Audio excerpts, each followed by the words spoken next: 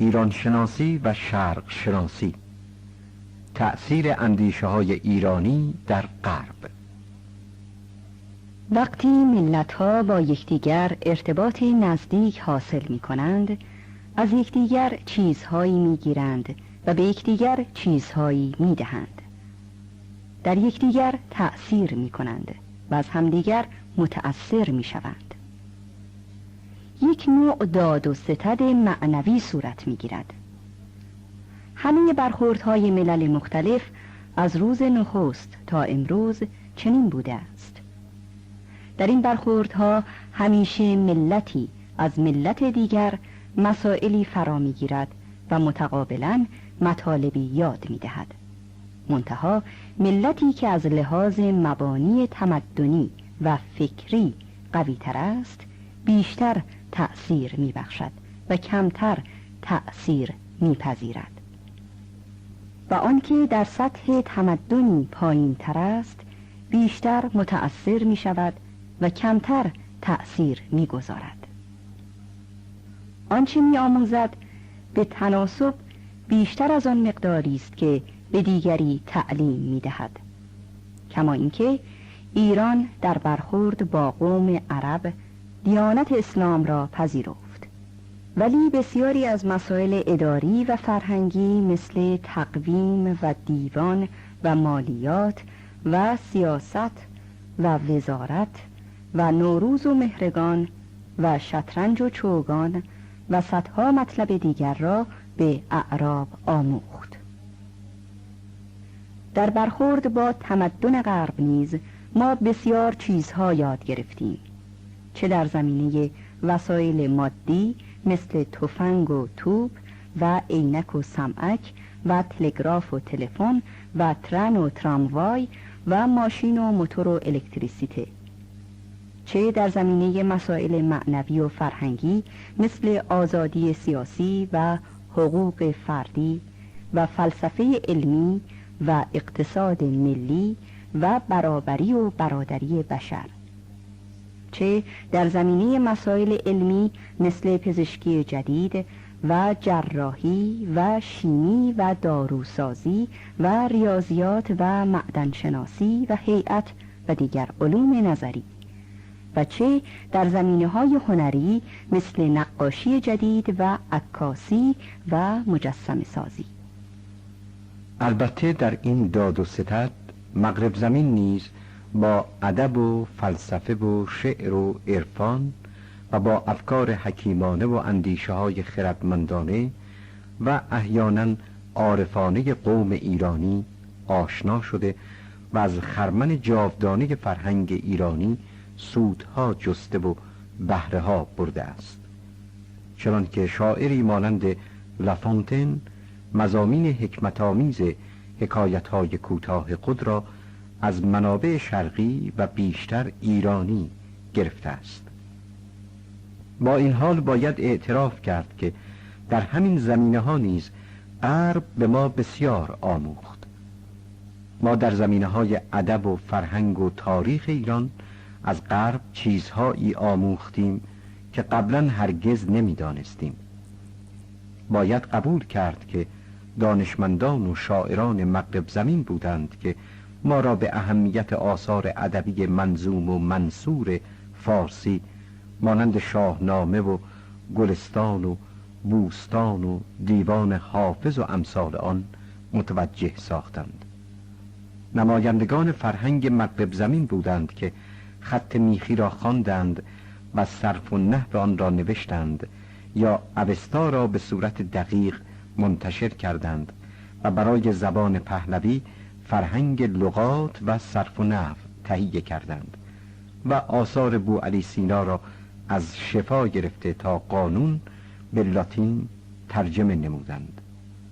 حتی راه و روش تحقیق علمی را آموختند و به ما یاد دادند که در تصحیح انتقادی متون چه ضوابطی و چه روشی به کار بریم.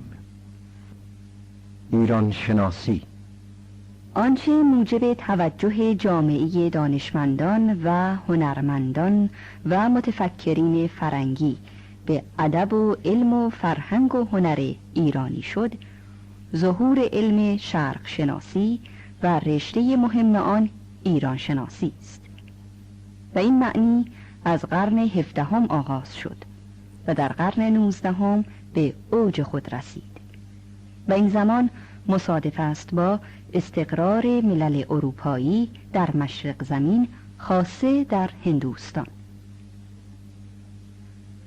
ظهور دولت مقتدر مسلمان ترک در شبه جزیره آناتولی و تصرف قسطنطنیه به دست سلطان محمد فاتح موجب شد که راه ارتباط اروپا با مشرق زمین قطع و باب تجارت بسته شود. اما سوداگران اروپایی در صدد پیدا کردن راه دیگری برای رسیدن به هند برآمدند و بالاخره پرتغالی ها پیش از همه بدین کار توفیق یافتند، زیرا اول بار تلمی دیاز در سال 982 هجری یا 1487 میلادی از دماغه امید نیک در جنوب آفریقا گذشت و وارد آبهای اقیانوس هند شد. 12 سال بعد دریاسالار پرتغالی واسکو دگاما مسیر وی را دنبال کرد و خود را به هند رسانید و این آغاز استقرار پرتغالی ها بود در هندوستان و دستاندازی آنان به نقاط مجاور برای حفظ منافع خود در شبه قاره هند. وقتی که اروپاییان بدین نحو در هندوستان مستقر شدند، از آنجا که در آن روزگاران در سراسر هندوستان ادب و دانش و هنر و فرهنگ ایران رایج و سائر بود و خاصه آن که زبان فارسی زبان ادبی و درباری و دولتی سلاطین هند بود، اروپاییان ناگزیر از آموختن زبان فارسی شدند و بدین گونه با فرهنگ و ادب و فلسفه و دانش‌های ایرانی و مضامین عارفانه و حکیمانه و عاشقانه و احیانا حماسی شعر و نثر فارسی آشنا شدند و برای فهم بهتر و درک بیشتر مطالب به تدریج به مطالعه و تحقیق در ادب و زبان و فرهنگ فارسی پرداختند و در این کار هرچند نمیتوان گفت که از هر گونه مقاصد سیاسی و استعماری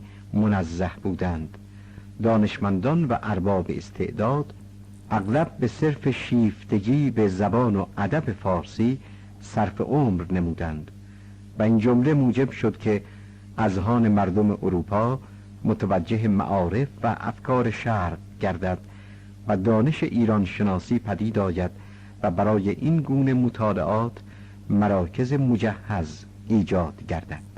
با این حال نباید تصور کرد که تا این روزگار توجه به شرق وجود نداشته است، زیرا از دیرباز در کشورهای انگلستان و فرانسه مراکزی برای آموختن زبانهای شرقی و ترجمه کتابهای علمی ایجاد شده بود. اما وظیفه‌ای که این مراکز برای خود قائل بودند ترجمه آثار علمی و فلسفی مشرق زمین بود، حتی در آن قسمت‌هایی که مشرق زمین از خوان دانش ارسطو و دیگر فلاسفه یونان بهره گرفته بود. در این روزها زبان مورد نظر عربی بود. نخستین کسانی که عربی را به زبانهای اروپایی ترجمه کردند یهودیان و مسلمانانی بودند که به آیین مسیح گرویدند. ترجمه های آنها در اوایل قرن 12 تهیه شد. طولی نکشید که بسیاری از اروپاییان خود به کار ترجمه دست زدند. صفحه 256. تصویر روی صخره.